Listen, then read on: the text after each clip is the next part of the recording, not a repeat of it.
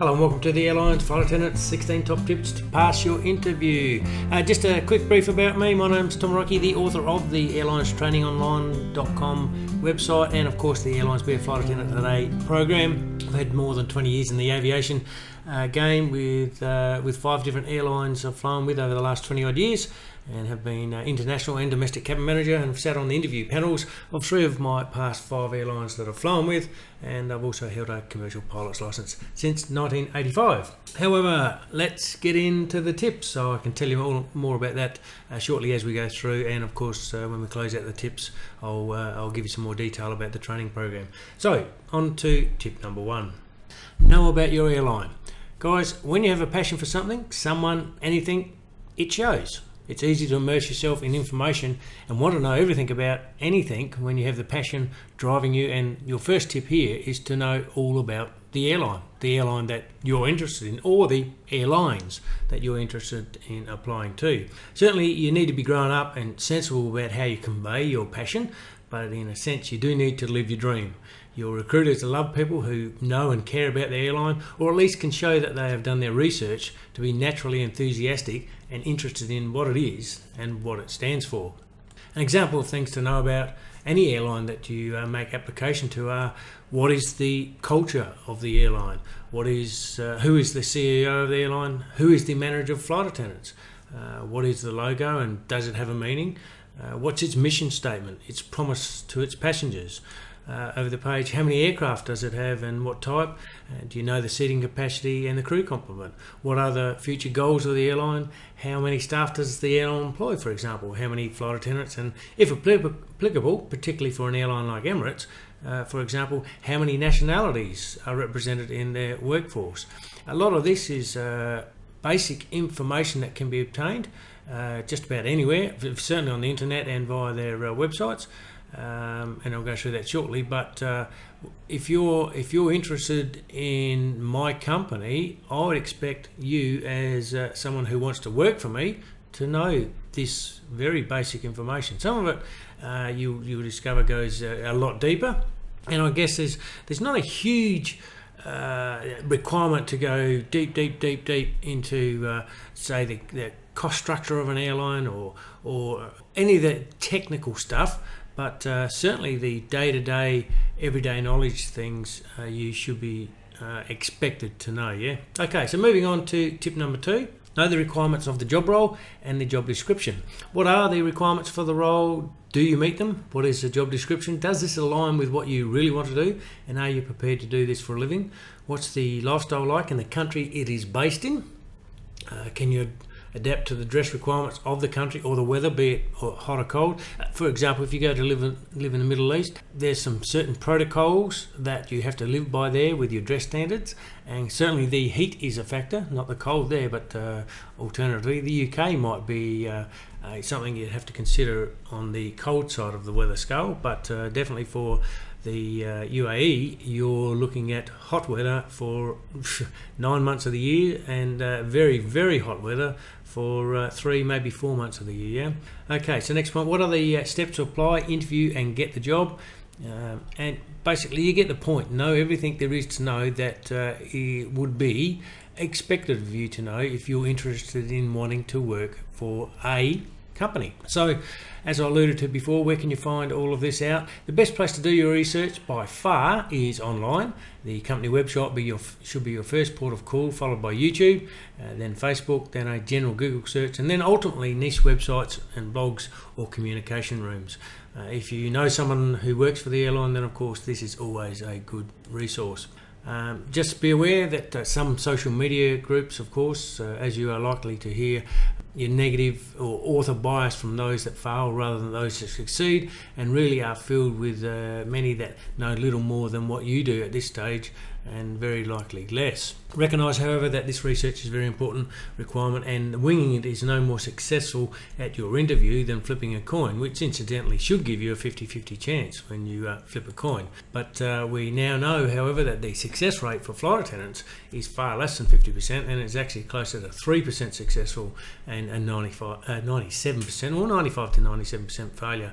And guys, these figures are just a few percent here and there. This is the overall number of of applicants that actually make application and then actually go on through to be successful.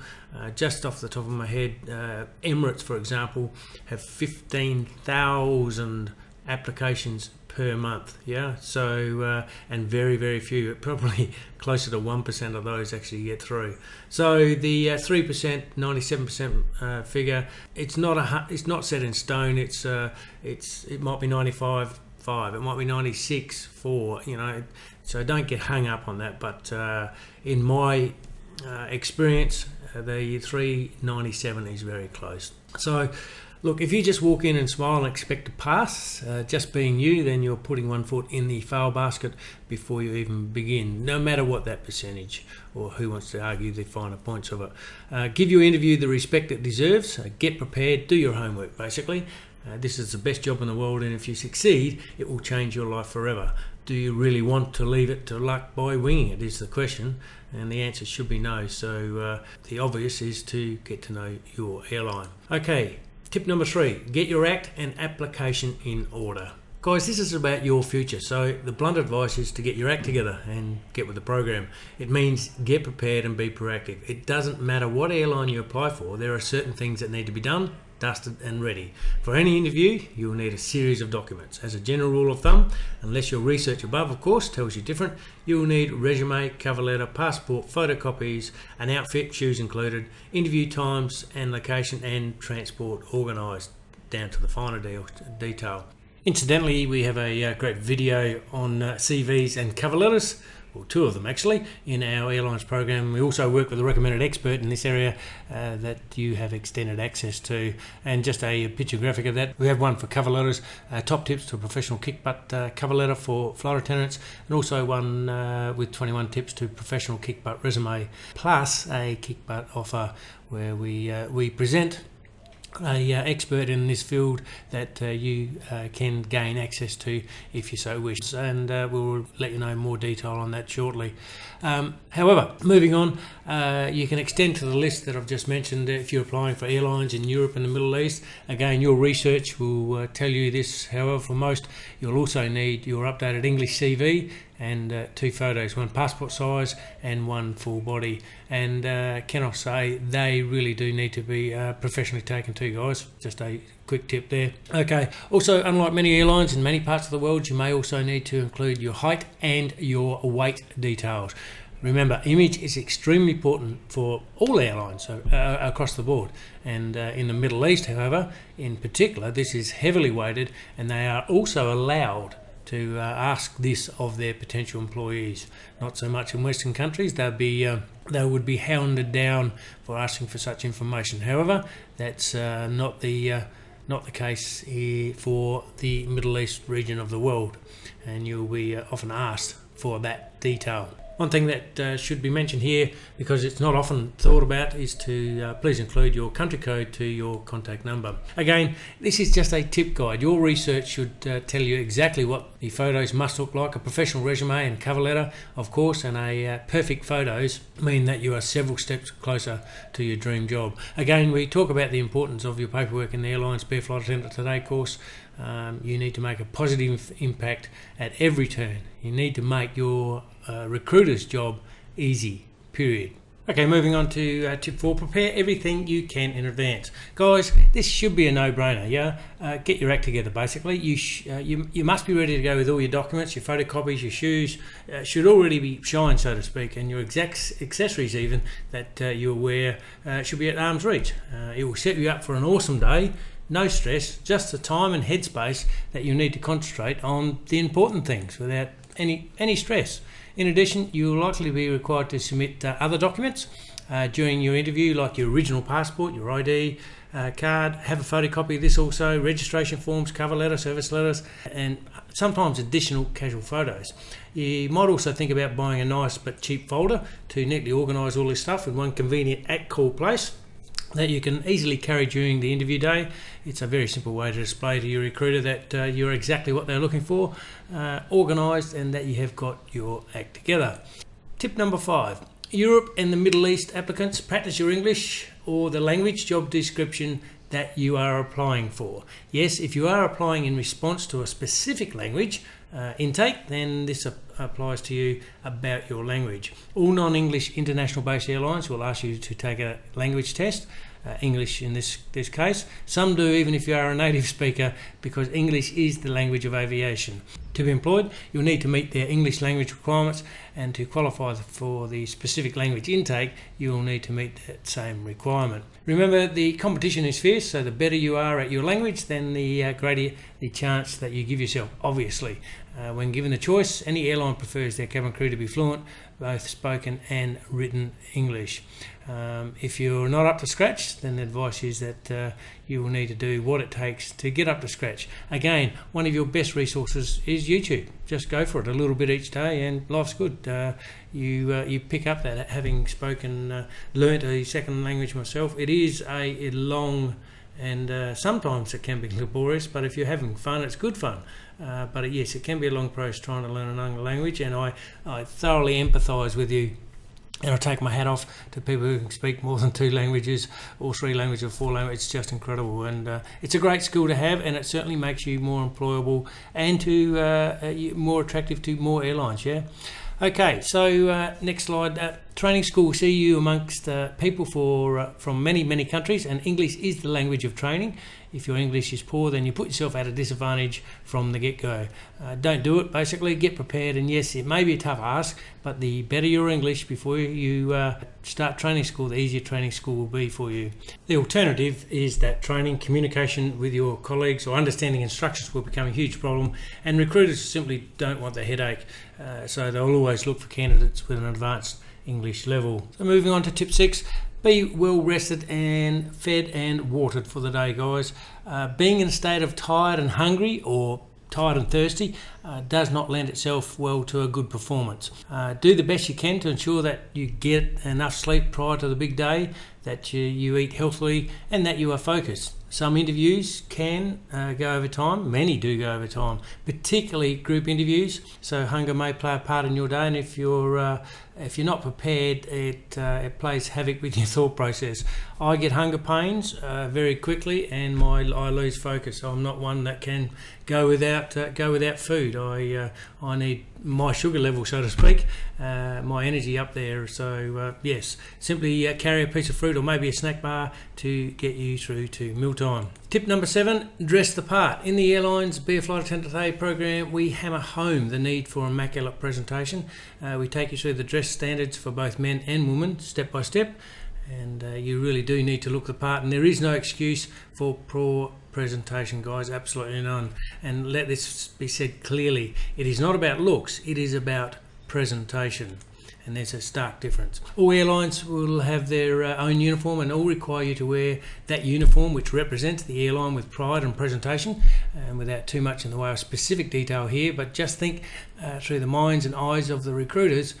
When they look at you, what do they see? Dress to the standard that you see in advertised photos of their uniformed staff, and you will be on the right path. Make it easy for the recruiters to imagine you already in the cabin crew role. Many of the world's airlines invest millions in their image, and cabin crew in particular are the face of the company. You'll represent the company wherever you go, particularly in uniform. So on the interview day, mirror the look of the crew of the airline you're applying, and you're well on your way to presenting what they want to see. Again, clothing is one part of the presentation that a recruiter will see in you, and they'll also be looking for confidence in how you carry yourself, maturity, professionalism, and how you interact with others, and yes, a smile. And tip number 8, don't be on time, be early. Guys, airlines time their operations by the minute, and being 1 minute late does not cut the mustard. Being early is always the preferred option, and this enables you to be actually on time. If you're not programmed to never run late, then you are chasing the wrong occupation. And if you risk it on interview day, then be prepared to go home or be sent home. Open day, assessment day, or your final interview day is not the day to be anything but early. Always be early. How early? Be early enough to be on time. It's that simple. You will not be frowned upon if you allow yourself 15 to 20 minutes grace to arrive before the nominated time. And just a note there, this requirement applies to everything, even for CV drop-off days. If the CV drop-off is announced to start at 08:15 a.m, then apply the same approach. Be there 15 to 20 minutes early so that you can be on time. If you arrive at 08:16, you'll never give yourself the chance to be on time. And like I said, a minute late in the airline game, they're critical. They don't like late departures. They like to be on time. It's something they can brag about, and it is something they must be operationally accountable for every minute that they fly. Yeah, and their arrival and departures and ETAs is absolutely critical to every airline. Okay, moving on to tip number 9, guys, smile or go home. Guys, I was saying collectively, guys and girls, wearing a smile is as important as wearing underpants. Crude? No. Important and necessary? Yes. You are the face of the company, and the only person who doesn't like a grumpy face more than a passenger is your recruiter. So smile or go home. Yes, there will be moments that will challenge you to keep smiling throughout any workday, but as a recruiter professional, you're expected to be just that, professional. The truth of the matter, personally speaking, however, is that you'll grow to love your new profession so much that you'll always carry a smile anyway. I certainly did, and just about everyone that I worked with did. And yeah, there will be crew around you that if you're having a down day, they'll spot you, and hopefully that'll put a smile on your face anyway. But you are recruited as a professional, and part of the game, part of the lifestyle, part of the job. The job description is wear a smile. Okay, moving on to tip number 10, body language. In Manual 2, Section 1 of the Airlines Be a Flight Attendant Today program, we learnt that what you say will account for just 7% of your message. How you say it accounts for 38% of your message, and body language will account for a whopping 55% of your message. And just the reference there of Pease International, and that's the Manual 2 that you'll cover. We'll cover off on some more information on body language for you there in Section 1 of 2. And yeah, while in time you'll become very good at reading body language as a flight attendant, your recruiters are already very good interpreters of non-verbal communication. We also state in the program that you're being observed, and this could even be long before you get to the interview. So possibly even on the train or the bus that you take to get there. And do you really know who's sitting next to you on public transport on the way to your interview, or who it is standing next to you in the coffee shop just prior to your interview? This is not a list of do's and don'ts. This is a reminder that you should approach the day as if someone is watching every move you do, and let your own behaviour meter tell you how you think you should act. You want to be positive, you need to display open body language and remain courteous and respectful towards everybody, including the barista, just like the ideal flight attendant should do. Okay, moving on to tip 11, be a team player, guys. Again, in Manual 2, Section 1 of the Airlines Be a Flight Attendant Today program, we go through the very important aspects of what teamwork is and explain teamwork simulation and assessment. And it's all too easy to say that you are a team player, but are you? What does it really mean? Cabin crew never work alone. They will always have another crew or pilot crew to work with. For multi-flight attendant crew aircraft, you'll be fronted with people that you've never met before in a multicultural environment, and be expected to deliver a professional service and safe journey straight off the bat. For many, being a team player isn't easy and requires a lot of flexibility, understanding, adaptability, or ability to adapt, and leadership that must come from every member of the team. Teamwork is active involvement with appropriate participation to effectively contribute for the common good. Teamwork demonstrates consideration for the feelings and needs of others and shows awareness of the effect of one's own behaviour on others. Again, we go through that in Manual 2. We cover off that extensively, but just to continue here, excellent teamwork is made up of several elements. It's supported and in fact enhanced by having a goal, a vision or suggested outcome, and teamwork is really under the control of your cabin manager, who can really set the mood for the day, yeah.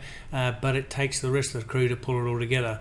Because one person can't do it, it needs to be a group effort. Yep. Okay. Next point down: allowing each team member to have their input without interruption, and understanding that healthy debate can be positive, but having to win is not. And then recognising that cohesive agreement takes higher priority than winning an argument, and all team members favour and understand desired outcomes and contribute to their achievement. It's pretty much why you have a cabin crew briefing to start every every flight, guys, and with many airlines you'll also have a cabin crew debriefing, and that is all about the teamwork. It's all about cohesiveness, about satisfying the end goal, and being the professional you should be and carry out your duties on the day, because every passenger is special for that flight. So you really must deliver as a team to be able to deliver the product of the airline that you work for. Okay, well, professional flight attendants become professional team players through years of experience and practice. A good place to start is to be easygoing, accepting, positive, and contribute where you can, and treat everybody with the respect and consideration that you too would like to receive. Okay, moving on to tip 12. Be yourself. Don't pander the recruiters, and don't ask, how did I do during the interview? Remember, it is you under observation, not the recruiters. Go about the task required of you in a group interview and leave the interviewers go about theirs. That's what the day is all about. Understand what is asked of you from the recruiter, become involved with your team members, and find solutions to the problems that you are given. And guys, sometimes you'll have to ask for clarifications on an instruction on a group role play or something. By all means, go ahead, fine, that's honky-dory. That's trying to understand what it is asked of you. Once you've got clarification, just go about doing your task, and you'll be home and hosed. Basically, then when you're finished, be happy with your own performance, and then do your next instruction. It's pretty simple. Just approach it with a positive and teamwork focus, and you can't go wrong. Leave the recruiter by the wayside. The recruiter will eventually compare notes with other recruiters about your performance in their own privacy, so don't ask the recruiter, how did I do during the interview, because in all truth, the decision on your overall performance has not yet been made, and if by chance, if it has, then they're not going to tell you there and then anyway. Moving on to tip 13, tell them what they want to hear if it is the right thing to do. Don't lie and don't sabotage your own chances, however. In Manual 1, Section 3, we talk about what airlines look for in a flight attendant. This includes presentation and the ins and outs of what they will accept and not accept, such as tattoos, etc. And yes, you will want to be honest with the recruiters. However, you also need to be smart about the answers you give. Otherwise, a simple honest mistake may cost you the job.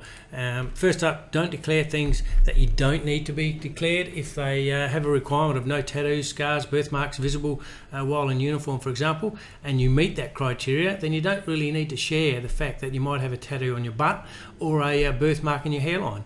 If it isn't visible, don't share such information, and wait for the next question. That's what I mean by that tip. It's you've answered the question fully and honestly, and that's all that's required. But don't fib and fudge, of course, because you will be found out. But yeah, if in that scenario, if that's what it is, that's perfectly okay. Tip number 14, you think it's about you, but really it's all about the airline. What I mean by this, recruiters want to know what you can contribute to the airline, not about what you'll get from the airline. They are looking for that special quality that sets you apart from other candidates. Yet again, it is crucial to spend some time to research the airline. What is their stated purpose? What promise do they make to the customers, their passengers? How can you contribute to this? What it is that you can bring to the table, the workplace, that is of value to them? If you give them what they want, by default, you get everything that you ever wanted from the airline. Okay, moving on to tip 15, don't bellyache your past, and this includes your previous employer. Guys, this is a very, very important point. An interview is not the place to vent your frustrations, anger or negativity about anything, especially your previous employer. How you speak of others tells your recruiter much more about you than you tell of yourself. If asked to talk of previous negative experiences or workplaces or why you left your last job, respond in the positive. You may have hated it. You may have had a disagreement with someone that they hated you, but your recruiter should hear in your response that while you had a great experience there and that you've learned a lot, you're now seeking to be able to contribute what you have learned or studied or chosen to do as a flight attendant with their airline. And tip number 16, don't think too much about personality, psychometric or any test that you're asked to do. Just simply do.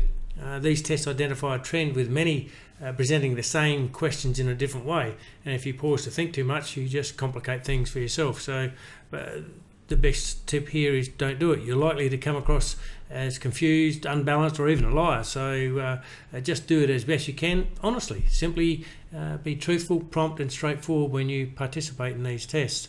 And the psychometric test can be either online or in a class situation on paper, and nearly every situation it's a multi-choice questionnaire that needs to be completed within a time limit.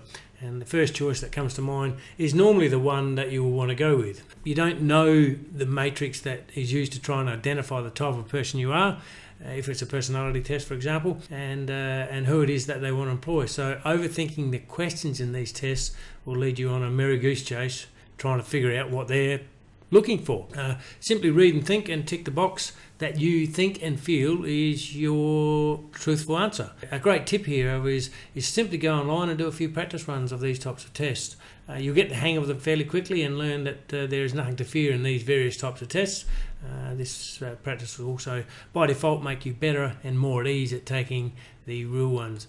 I guess I've done a number of these during interviews for airlines, and I've just generally found that they do come in multi-choice format. You place a tick or a cross in the box, and simply I found that the quicker that I actually did them, the more comfortable, more correct they seem to be. Because you otherwise you allow yourself too much time to think, and you change your initial answer. So yeah, just simply sit down and do.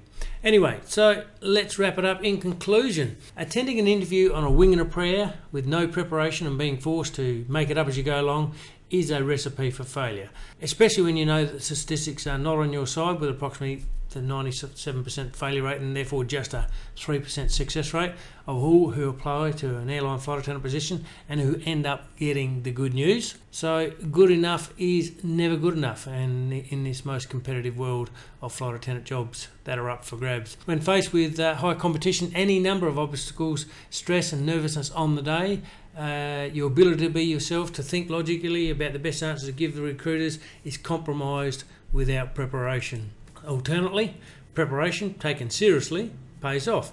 When you're prepared and you know what to expect and you know the answer that you'll give in the format that they want to hear it, you're confident and will be able to deal with the interview with maturity and composure, and the recruiters will get to see the genuine, charming, professional, customer-focused, incredibly positive, team-orientated, real you.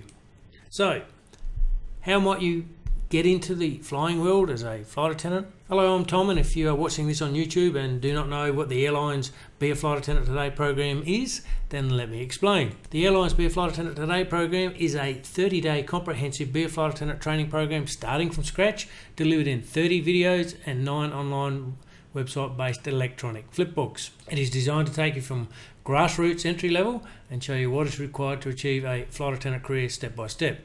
The program unravels the requirements in the process of the application and interview process that you as an applicant must know and make second nature to give you the edge in securing a flight attendant career. This has never been more important than today, with an estimated 97% of applicants failing to get through the system in this most competitive, sought after job and awesome lifestyle career. Your teacher has more than 20 years in the aviation game, having flown with 5 different airlines over 20 years, and has been an international and domestic cabin manager, and has sat on the interview panels of 3 of his past 5 airlines flown with. He's also held a commercial pilot's licence since 1985, and that just happened to be me, guys. It's written in the third person, but yes, that's just happened to me. So let me say that you are now invited to view the airlines training videos for the best job in the world, flight attendant, of course.